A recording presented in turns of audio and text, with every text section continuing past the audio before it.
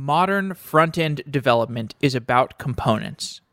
Whether we are building an application in React, Vue, or Angular, components are the abstractions that we build our user interfaces out of.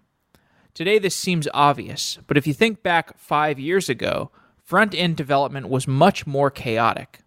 And this was partly because we had not settled around this terminology of the component. React has become the most popular front-end framework, and part of its growth is due to the ease and reusability of components across the community. It's easy to find building blocks that you can use to piece together your front-end application. Do you need a video player component? Do you need a newsfeed component? Do you need a profile component? All of these things are easy to find. As you build a React application, you take open source components off the shelf and you build some other components yourself. To keep things looking nice and consistent, you need to style your components. If you're not careful with how you manage your style sheets, you can end up with inconsistent stylings and namespace conflicts. Max Stoiber is the creator of Styled-Components, a project to help enforce best practices around styled components. He is also a founder of Spectrum, a system that allows people to build online communities. Spectrum has similar design and engineering challenges to Slack or Facebook, so it made for a great discussion of modern software architecture. In today's episode, Max and I had a wide-ranging conversation about front-end frameworks, components, and the process of building a product. Max also describes the advantages of using GraphQL and the Apollo toolchain.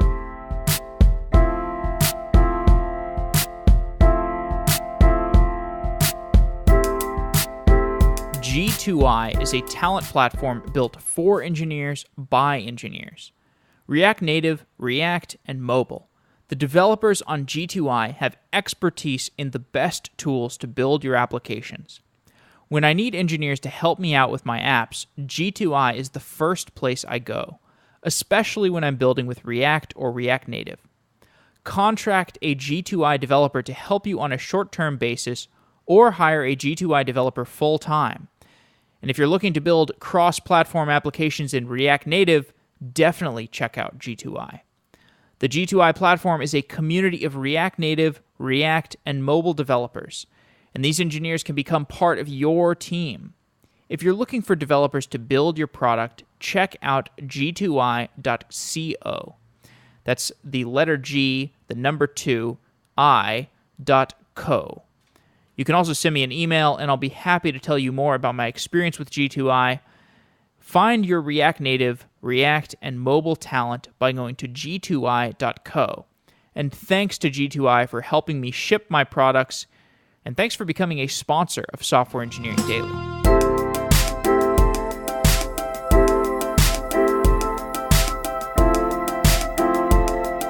Max Stoiber is a React.js developer, an open source maintainer, and the founder of Spectrum.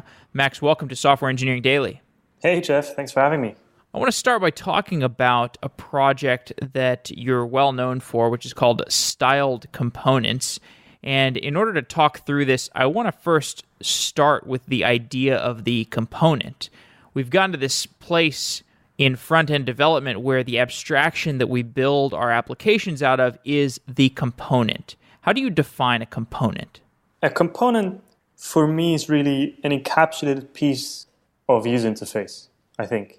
In the sense that, similar to how you would use Lego blocks to build, huge buildings, it all starts with that one tiny block.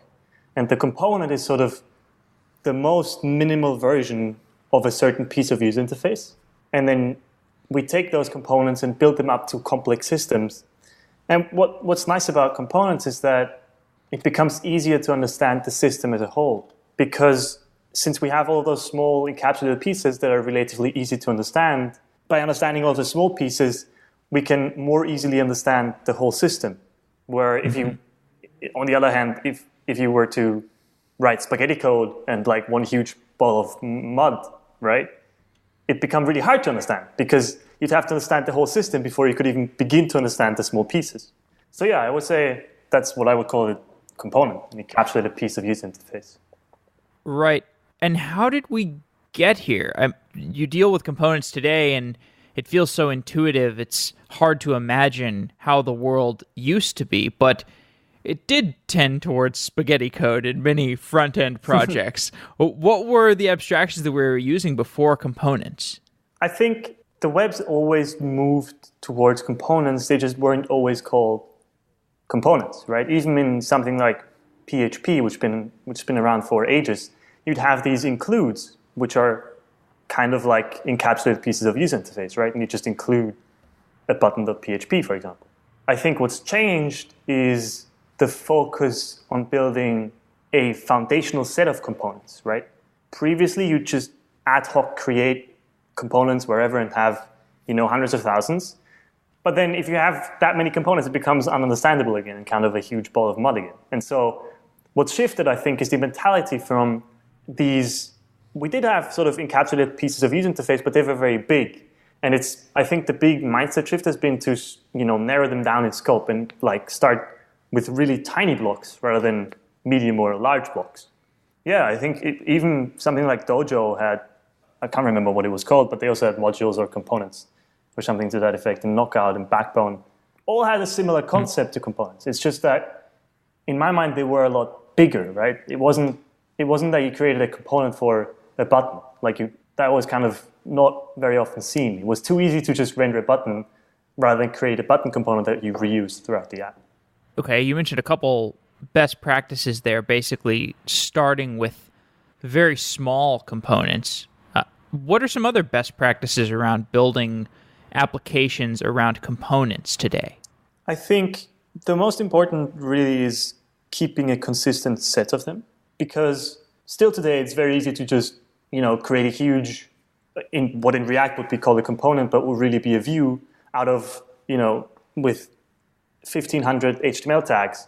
But ideally, each one of those HTML tags would be its own tiny understandable component, but then you also end up with 1,500 components. That's also not ideal. So you have to sort of define a design system of components that you reuse throughout your app. And by having that sort of very narrow, small set of base components that are very extensible and very flexible, you don't end up creating a ton of complex logic, right, and a ton of ad hoc HTML nodes. I think that's really the most important thing in what the industry has moved towards. It's just that sense of a component library or of a design system or pattern library, whatever you want to call it. Just some base set of components that lives separately from the app. And then style components sort of, the reason we made the library the way it is because for us, we used components for everything, right? Glenn and I, we had components, for example, a grid. Rather than rendering a div class equals grid, like you would do with Bootstrap, we would have a grid component, which would maybe do the same thing, right? Maybe that grid component just renders div class grid under the hood. But really, I don't want to have to care about that, right? I just want to have that set of components, and one of those components just happens to be a grid that I can use to lay out my app. What exactly that does is, while building the app itself, while layouting sort of everything consistently isn't really what I care about, right? I only care about making everything consistent. And then if I want to change the whole layout of the whole app, I just change my grid component. And so style components sort of came from that philosophy of using components for everything and having components be responsible for styling. And I think that works out really well, especially in React. There's a related term called a container when it comes to front-end development. What is a container in the context of front-end development? The differentiation between a container and a component sort of came from an article that Dan Abramov wrote, must be 3-4 years ago now, I think, which is basically just a pattern of having two different types of components, where one component is responsible for the styling and the rendering of text and the rendering of HTML nodes, and the other component is mostly responsible for data fetching. That sort of model where the one that data fetches is a container, right? It's something that fetches some data from an API and then renders smaller sort of components that just care about rendering something. The nice thing about that is that you end up with these small components that just care about rendering, which are easy to test and easy to verify they work as they should.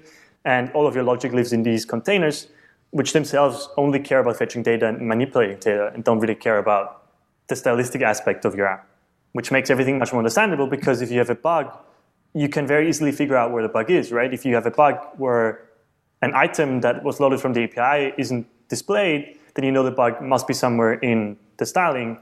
Or if the API returns the right data, but then the container changes it wrongly or handles it wrongly, then you also know where that bug is. And it's sort of, it got taken a bit, I personally think that article gets taken a bit too much as gospel and as a rule rather than just a nice pattern to use when you have to fetch lots of data from an API.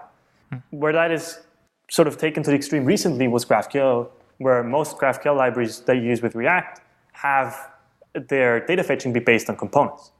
And that works out really well because GraphQL then basically abstracts your entire data fetching logic, right? You don't do any of that. You just say, your component just says, I want to have the current user, their username, their age, and their profile picture. And it doesn't really care where those things come from. It just tells GraphQL to get them, and GraphQL gets them, which works out really nicely for building the front end because it makes everything sort of very streamlined, right? You don't even have to call an API yourself. You just say, I want to have this data, and then that data is there. What else is going on in the movement towards GraphQL on the front end? How does somebody refactor their front end application to use GraphQL? That's a good question. I think the first step is that you need to have a GraphQL API, which I think is actually the harder part in the sense that not a lot of, or that's not entirely true, but I think front-end developers are more open to GraphQL because it really makes their lives easier, right? As a front-end developer, using GraphQL is a joy. I don't want to write an app where I have to manually orchestrate 5 different fetches and then end up overfetching data or underfetching data. And with GraphQL, you just never have to worry about that. It does increase, or it can increase if mismanaged, the complexity of a backend quite a bit, though. So the first step would be to convince your backend developers to write a GraphQL API. Once you have a GraphQL API, refactoring to use GraphQL it depends on how well your app was architected from the beginning, right? If you have those sort of set of base components, that if you have that container component split already, are relatively strict about it, then not much is going to change because your sort of stylistic components are still stylistic and they still get the same data. And then rather than having containers, you just have GraphQL queries. So that works out quite nicely, I think. I've never done it, though. I've never refactored an app from a REST API to a GraphQL API. We'll talk a little bit more about GraphQL later on. Let's talk about styling and emphasize the component side of things rather than the data fetching side of things. So, we've had CSS for a long time, and we've had components for a long time, as you alluded to. Whether or not we've been calling them components is up for debate. But the best practices around styling our components have certainly changed over time. It's 2017. What are some best practices around styling components today? The big differentiator to 2016 is that many people now use this concept of styling components, not necessarily with styled components library, but just styling components where you have a grid component or layout components that just render some stylistic thing, whatever that might be. And the second big shift in sort of at least the React ecosystem has been to write your CSS in JavaScript rather than in separate CSS files, which styled components also does, or lets you do, I guess. Right. Before you built this project, Styled Components, what were the shortcomings that you saw in how people were managing their styles? So I'm going to sort of answer this question in a very roundabout way. People, when they see something like CSS in JS library, sometimes go, why would I ever do this, right? CSS works perfectly fine for me. I don't really need to use anything else. Why would I use this? And then I go, if what you're using right now works for you, then that's perfect. Don't use anything else because, why change a running system? At the same time, the reason styled components and other libraries like styled components exist is because CSS wasn't invented for components, right? It was really invented for documents, for laying out long pieces of text, where today, with something like React, you probably aren't building a long document. You probably aren't rendering you might be rendering long pieces of text, but many people use it for more dynamic things, right? For dynamic applications rather than just rendering a document. And so CSS sort of has this gap between, it can work in component-based systems, but it requires a lot of work to get right because it has things like a global namespace, right? Every class name has to be globally unique, which is kind of hard when you have these encapsulated pieces of user interface, but then you have to assign them globally unique variables or names, basically. That just doesn't make any sense. And so the React community sort of went into this direction of, why don't we just not care about class names anymore, right? With the invention of CSS modules, class names were essentially just taken out of your hand entirely, right? You would have a build process like Webpack take your CSS and uniqueify every single class name so that you would never have a class name clash, which is super nice because it just avoids a whole bunch of bugs that you never want to have to deal with, right? I really have more important things to do than to figure out whether the class name I'm trying to use is globally unique or not, right? Why do I, as a human, have to take care of that? That's just, I'm not very good at it, right? I have to search through the entire code base and have to make sure that people don't use variables and stuff. And then it's just tedious, whereas a computer is really good at it because they can know which class names there are, right? They can have a global list of all the class names there are, and then they can make sure that they're unique. So why don't we let computers do all the stupid work and we can focus on the more important parts of our app, right? And that then got taken to an extreme with styled components where you don't even ever assign a class name anymore to anything. With CSS modules, you would still import class names from your CSS files. With styled components, you never ever see a class name, right? Or at least you shouldn't, depending on third-party libraries. When you write styled components, you never handle class names directly. You only write components which have a certain style fragment, a certain piece of styling associated with them, which is super nice because now I can focus on actually styling my app rather than having to focus on, well, how do I make my styles dynamic? How do I make a button primary? What's the overriding mechanism? How do I yada, yada, yada? You just render a button or a button primary, and that just looks either normal or primary.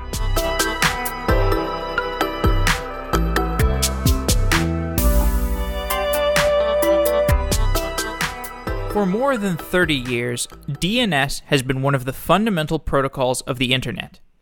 Yet, despite its accepted importance, it has never quite gotten the due that it deserves. But today's dynamic applications, hybrid clouds, and volatile internet demand that you rethink the strategic value and importance of your DNS choices. Oracle Dyn provides DNS that is as dynamic and intelligent as your applications. Dyn DNS gets your users to the right cloud service, the right CDN, or the right data center, using intelligent response to steer traffic based on business policies, as well as real-time internet conditions, like the security and the performance of the network path. Dyn maps all internet pathways every 24 seconds via more than 500 million trace routes. This is the equivalent of 7 light years of distance, or 1.7 billion times around the circumference of the Earth. With over 10 years of experience supporting the likes of Netflix, Twitter, Zappos, Etsy, and Salesforce, Dyn can scale to meet the demand of the largest web applications. Get started with a free 30-day trial for your application by going to dyn.com/sedaily. That's dyn.com/sedaily. After the free trial, Dyn's developer plans start at just $7 a month for world-class DNS. Rethink DNS. Go to dyn.com/sedaily to learn more and get your free trial of Dyn DNS.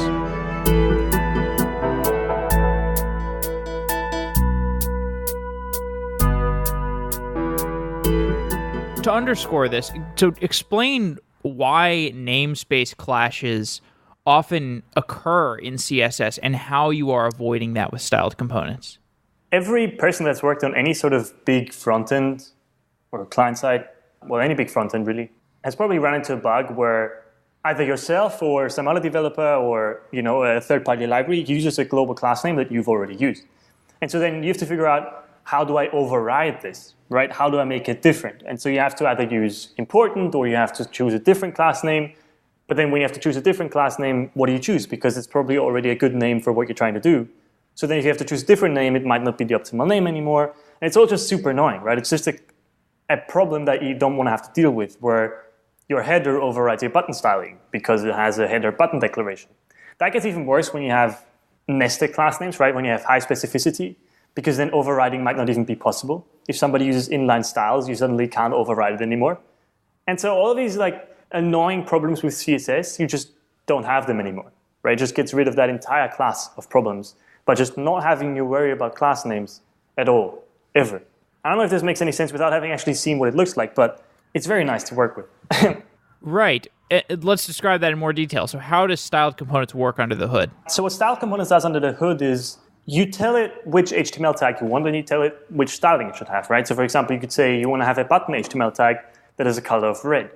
And under the hood, styled components, the add component that has a certain automatically generated class name, and then it injects your color red declaration, all of your styles associated with that HTML tag, into a style tag with that unique class name.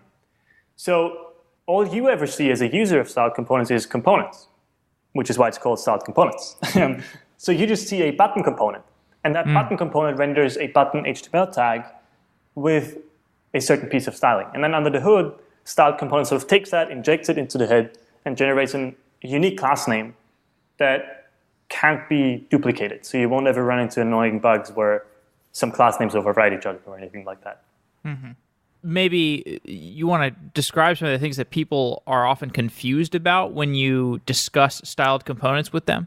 The biggest source of confusion is probably that people think it's inline styles, right? So a first wave of building more encapsulated CSS, or a first wave of inventions around building encapsulated CSS, were focused on inline styles. And so they would assign a style attribute onto tags and then pass the styles as a string. The issue with inline styles, of course, is that they're imperformant. When you render a large application with inline styles, it takes the browser a while to get through all of those inline styles. And then on top of that, you can't have media queries, you can't have pseudo-selectors, so you can't do hover styles or focus styles or anything like that. And it's just overall not perfect, right? And so when people first see styled components and see, hey, this encapsulates styling, they think, oh, this is another one of those inline styles libraries that generates inline styles, but I don't like inline styles, so I'm not going to use this. When really it isn't, right? We inject CSS into a style tag, meaning it's just CSS, right? There's nothing fancy about it. It's literally just CSS. You can use media queries, pseudo-selectors, whatever you want. Whatever you used from CSS, you can just use in styled components because it is just CSS.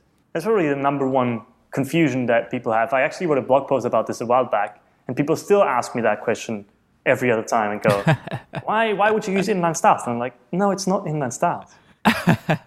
So yeah, if you were thinking, I don't want to use inline styles, it's not inline styles. Okay. Well, I'll put that confusion disambiguation article in the show notes of this episode. You know, I'm glad we got to talk a little bit about the styled components side of things and some of your beliefs around components and front-end development, because I want to use that as a jumping off point into Spectrum, which is a product that you have built, which allows people to build online communities. And I'd like to take a top-down approach to this and discuss first the product and then how you built it and how the architecture you built Spectrum out of reflects your beliefs around front-end development. So let's start with the product itself. Explain what Spectrum is. With my open source projects like styled components, I always had this issue of I can't personally answer every single question of every single user that ever comes in. That's just too much, right? No maintainer of any popular open source project can do that. So you want to have a place where the users of your library can connect with each other and can answer each other's questions, so you have to do less work. The issue is that all of the existing places are very badly sort of optimized for long-form discussions, right? The most common tools are things like Gitter or Slack, but they all use IRC-style chat, where you just have one large chat room. What about Discourse? Or Discourse is a forum. So you also don't want to have a forum because then it's static again, right? You want to feel like you're a part of something. On Discourse, it's just how often times do you visit forums, right? Realistically. It's just not the same feeling as a chat room, right? So IRC chat is nice in some aspects. It's real time. You feel like there's warm bodies, right? You feel like there's people around. And forums also are nice because they're great for long-form discussions, right? When you talk about something more in depth that sort of has a space, a forum is great for that. Where IRC chat is horrible for that because people are there and there's 5 conversations going at the same time and it just scrolls up and up and up. And if you want to try and talk about something that people talked about yesterday, you basically can't. And it's just not very well made for this kind of in-depth discussion purpose, right? And so what about Stack Overflow or Quora? And so in comparison to Stack Overflow, Quora, Stack Overflow, those are just question answer sites, right? They don't want a sort of more open-ended discussions, right? You don't feel like you're part of the React community just because you answer questions or ask questions about React on Stack Overflow, right? You're just there to get help, and then you leave again. And so Spectrum is sort of this, mine and Bryn and Brian, my two co-founders, sort of take on what we think online communities should be, which is basically a mixture between chat and the forum, where you have posts like you have in a forum. So every conversation is threaded by default. Every conversation that you have has its own place, and you can refer back to old threads, and you can talk about them, and they have some sort of topic. And then the sort of comments underneath it, I put that under air quotes, the sort of comments underneath it are real-time chat. So it has this mixture of, it's good for long-form discussion because the discussions don't get lost after a day, right? They're not gone. They are still at the link. You can just visit the conversation from 2 years ago. Well, not 2 years ago because we weren't around, but from 8 months ago, and it'll still be there. And then because it's real-time chat, it still feels like people are in the room. It still feels like there's warm bodies around. And yeah. So what's the difference between? So I've messed around with Spectrum. I've used it a little bit. It's sort of like if you imagine like Slack, but instead of making channels, you just make new threads. And because the problem with Slack is that it's built in a way where the channels that you create are supposed to persist over time, whereas in Spectrum, it feels like there's less pressure to think long-term about the channels that you're starting, because you're just starting threads. And so people can start a thread and then have this forum-style thread that is persistent, but it's also kind of lightweight, because if people stop talking about it, it's going to fade away into the background. Whereas in Slack, you just get this channel bloat where even if nobody's using a channel, it just sticks around. Yeah. You just described everything much better than I did. Yeah. Okay. And I think another important property there is that the threads can still be found, right? Because it's a web app, because it's our first sort of goal was to build a web app, you can actually search for it, right? Like if somebody searches for a styled components question, they might find the conversation that somebody had on Spectrum about their exact problem, and they might be able to solve it.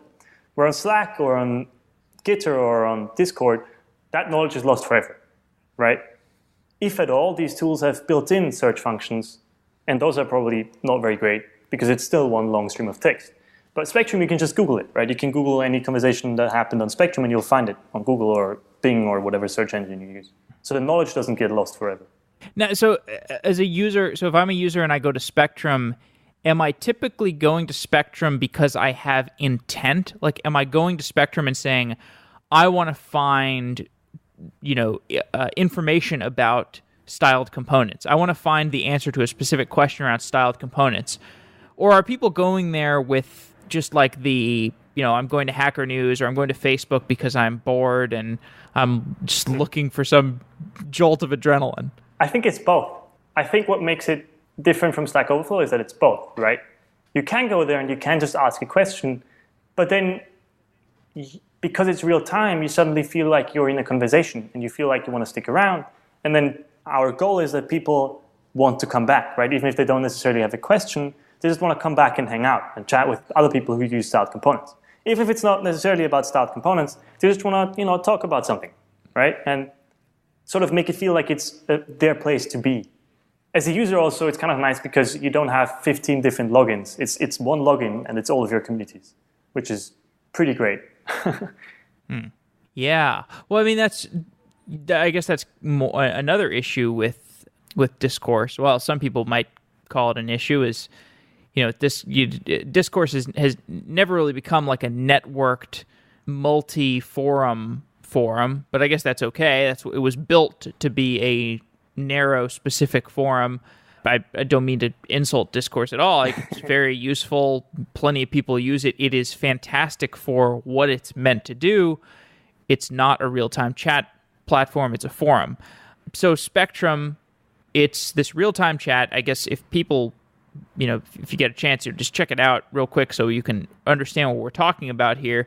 Because I'd like to discuss the tech stack now. So you've got basically a platform that is like a real-time chat forum. So it's going to have similar architectural issues as a forum, similar architectural issues as a Slack type of application. Describe the tech stack for Spectrum. I'll start with the backend because that's more of a question. We use RethinkDB as our main database, as our main persistence layer, because of its really nice real-time features, I guess. We use GraphQL for our API, and we use Node.js on the backend just because we're 3 JavaScript developers, so that was kind of an obvious choice. And then we use Redis for some job stuff. And then on the front end, we use React, and we use obviously GraphQL again, because you have to use a GraphQL client if you want to query GraphQL. We use style components, obviously. We use Redux. That's sort of the course overview, I guess. Now, RethinkDB gives you like push, basically like explain why you use RethinkDB, because that's a differentiated aspect of your architecture. Yeah, so RethinkDB is built for real time. So they have this concept of change feeds, where you can take basically any query you want and in real time listen to changes to it, which is perfect for a chat app because we can just listen to changes on anything and everything, right? So we have change feeds for new messages in threads. We have change feeds for new threads in communities. We have change feeds for, basically everything, notifications, messages, online statuses, all sorts of stuff. And we don't have to have a separate layer that we use just for real time. So, for example, a common architecture to architect something in real time would be to have Postgres as a persistence layer and then use Redis for real-time notifications. But RethinkDB just does both in one, right? It also has very nice JavaScript support. It works super well with Node.js. It works very well with sharding and replication. So it just overall is a nice database. And we decided to use it, and it's been fairly great so far. So the change feed is pushing changes to... Is there the GraphQL server? In the GraphQL server? Yes, okay. Exactly. So in the GraphQL server, we just have change feeds on, for example, a new message.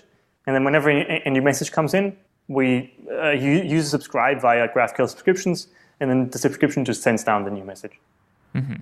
Is there any concern around using RethinkDB because the company that was built around RethinkDB doesn't really exist anymore? I'm sure you've gotten this question before. I've just got to ask it anyway. Of course. A lot of people might not know. So this is a very common question I get when I say I use RethinkDB. People go, wait, didn't they shut down?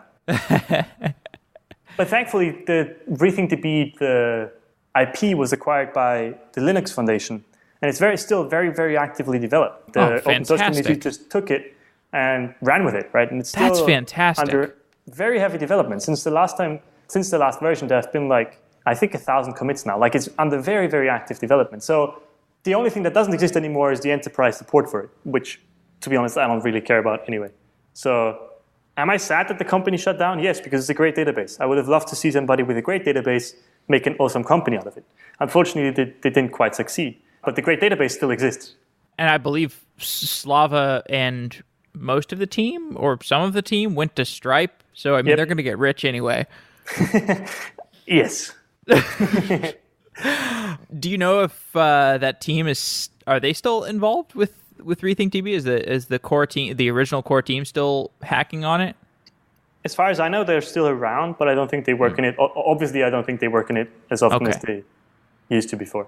Okay. I think it's mainly just a community-driven project at this point. Speaking of companies that didn't really succeed in their original open source mission, but have seen some success anyway, the Meteor company, the company built around the Meteor framework, didn't exactly pan out in terms of Meteor, although, I got to say, I used Meteor and it was awesome. It just kind of was... Meteor is such an interesting story because I guess it came up around the same time that React was becoming popular, and there was just so much churn in the front-end world, and they just kind of circumstantially, things didn't work out for Meteor, and then the Meteor company ended up pivoting to focusing on GraphQL, and you use the Apollo toolchain, which comes out of the company that was Meteor and is now, I think, called Apollo. Yep. Maybe, why don't you actually, I wasn't planning to ask this, but why don't you give your perspective? What happened with Meteor? When you think about it from a historical context of how front-end development evolved. What went on with Meteor? Why didn't it work out? That's a good question. I don't know any inside stories there. I think it was just monolithic in an era where people tried to get more modular. Yeah. Right? When you chose Meteor, you chose a whole stack. You chose everything, and you couldn't really get out of it, right? You couldn't just replace a part of it. You used Meteor or you didn't. And people didn't want a new Rails. Yeah, exactly. So I guess it was sort of like Rails except for JavaScript, right? I guess that's actually not too bad of a parallel to draw. Except in JavaScript, everybody nowadays has everything in modular pieces, right? I think that's a big reason why React succeeded is because it doesn't do much, and then the community sort of stepped up and innovated around React. Right? Where something like styled components would have never happened in a monolithic system like Meteor because I would have just never had the idea to make it. Right? It would have just never happened. I think that's one of the big reasons that Meteor, even though it's a great system, I think the whole stack is pretty great. And I'm sure people that use it love it. It just did the right thing at the wrong time. If it did that 5 years earlier, I think it would have been mind-bogglingly awesome.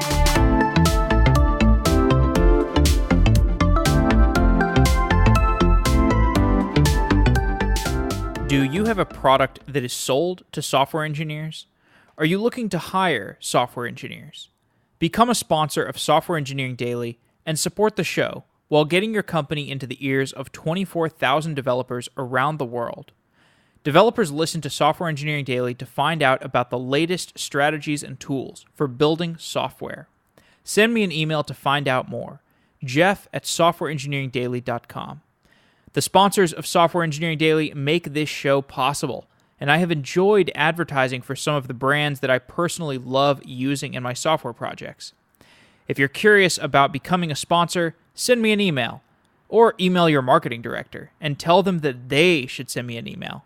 Jeff@softwareengineeringdaily.com. Thanks as always for listening and supporting the show, and let's get on with the show.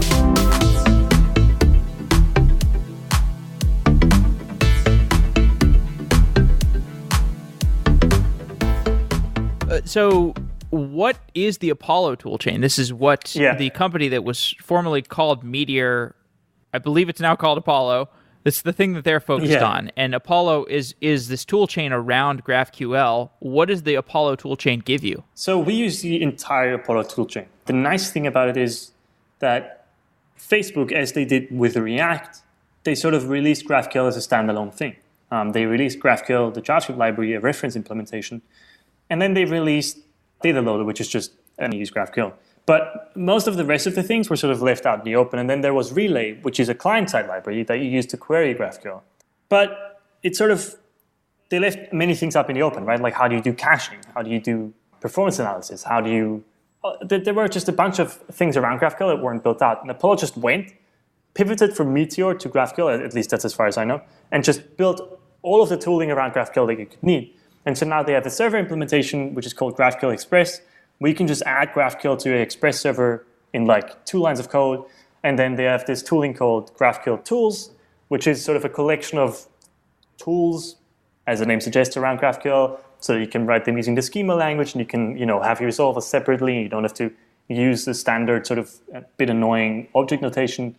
And then they have Apollo Client, which is a client-side replacement for Relay, that a lot of people really like because it just was sort of influenced by Relay, but made it, I don't want to say better, but they had some different opinions that worked out very well. And now with Apollo Client 2.0, everything is again more modular, and you can plug together your own client, and you can have better cache implementations and all sorts of stuff. And so overall, it's just a tool chain, an open source tool chain to own that sort of covers the whole stack if you want to use GraphQL. And I think for the company, their goal or their idea is to own the entire stack of building something with GraphQL and then building commercial tooling around that and giving you enterprise support and giving you this tool called Engine, which does caching and performance analysis and giving you error tracking and giving you, the sort of more SaaS-style enhancements that you would have on top of any production API. And they just give you that and you pay for it.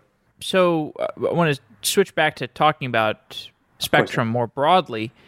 I look at Spectrum and I see a big, complicated web app like a Facebook or a Slack or a Quora type of thing, is it hard to find memory leaks in a complicated front-end app? I hate that you asked that because we actually have a memory leak, and I have been trying to find it for the past 2 days.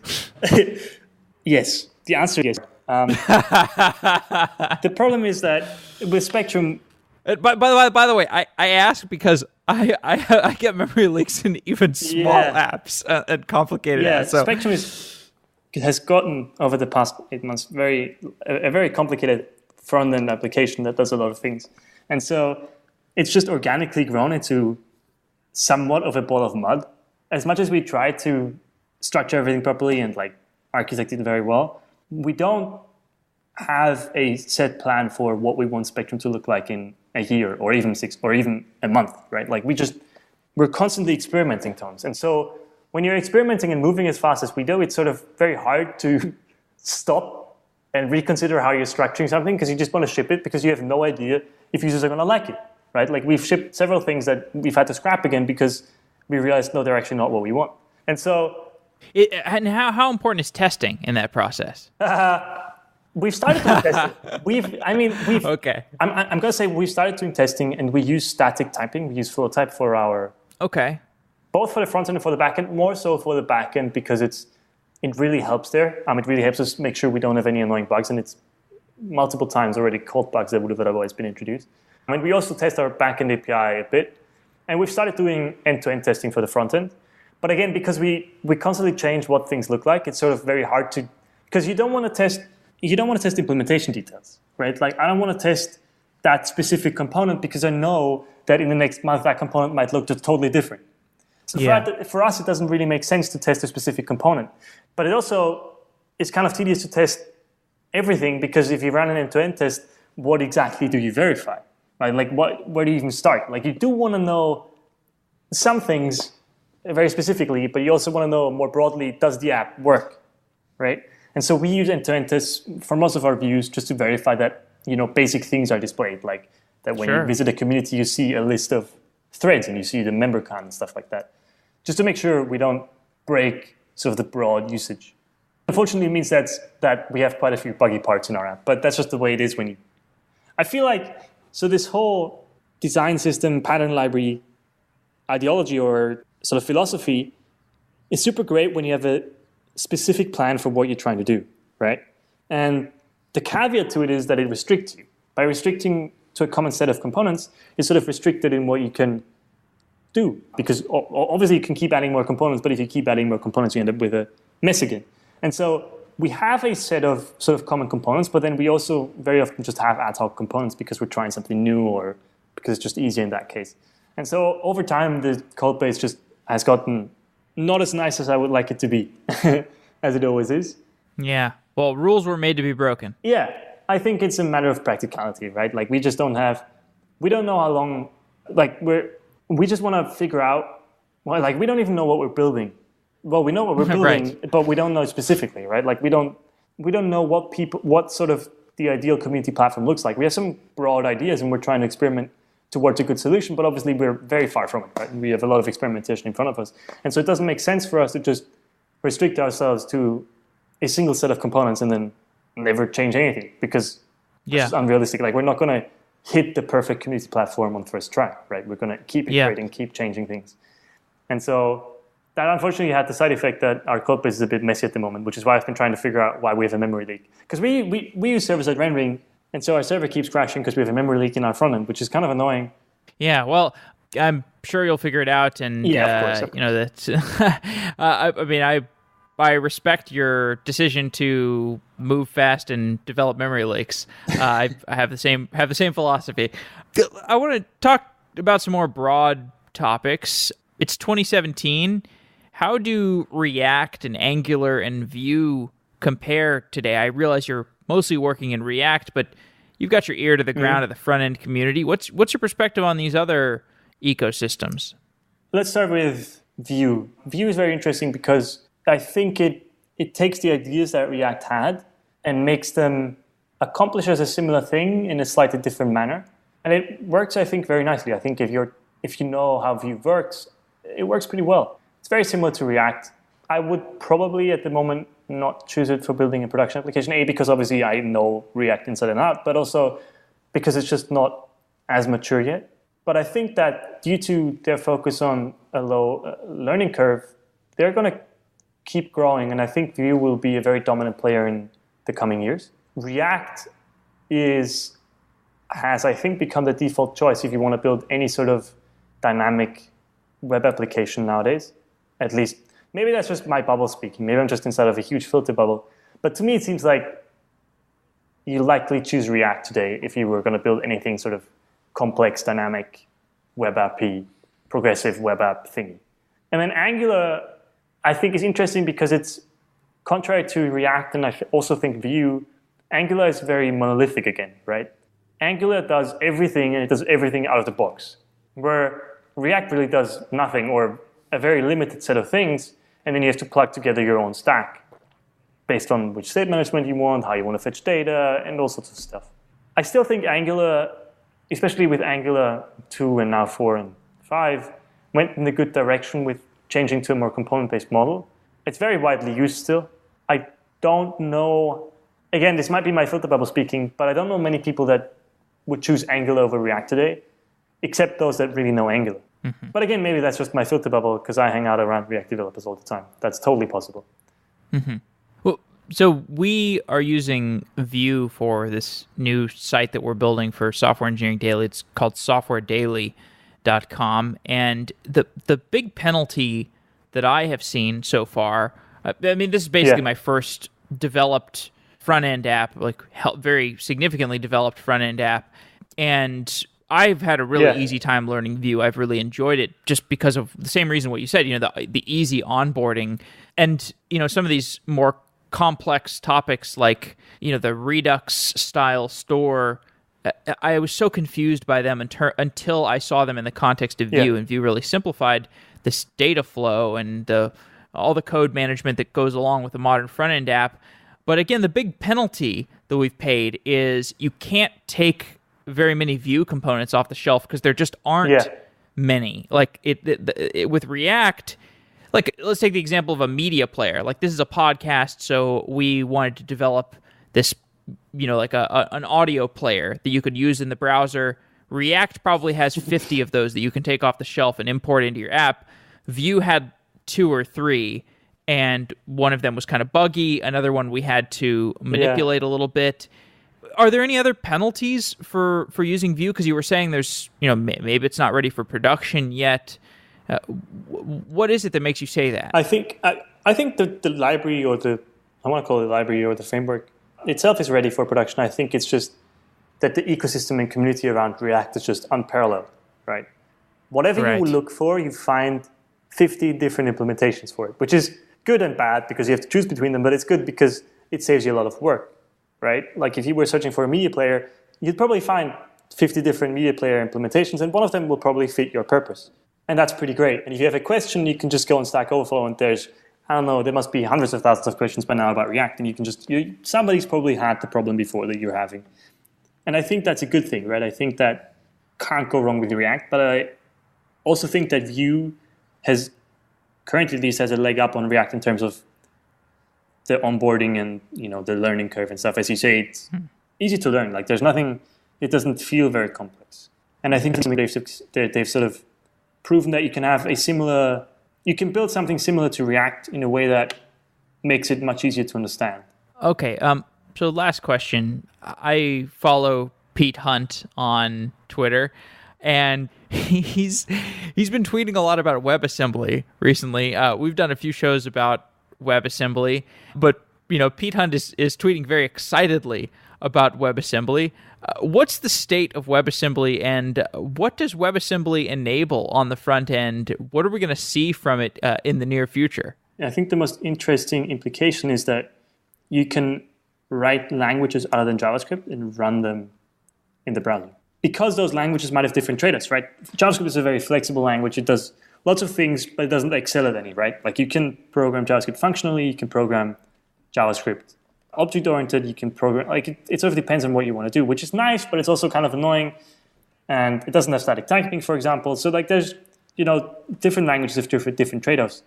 And we have compiled to JavaScript languages like Elm and Reason and ClojureScript and a bunch of others that let you write your code in a different language and then compile down to JavaScript with the same sort of compiler type safety and functional style as the original languages. But imagine what you could optimize if you could run those languages natively, right?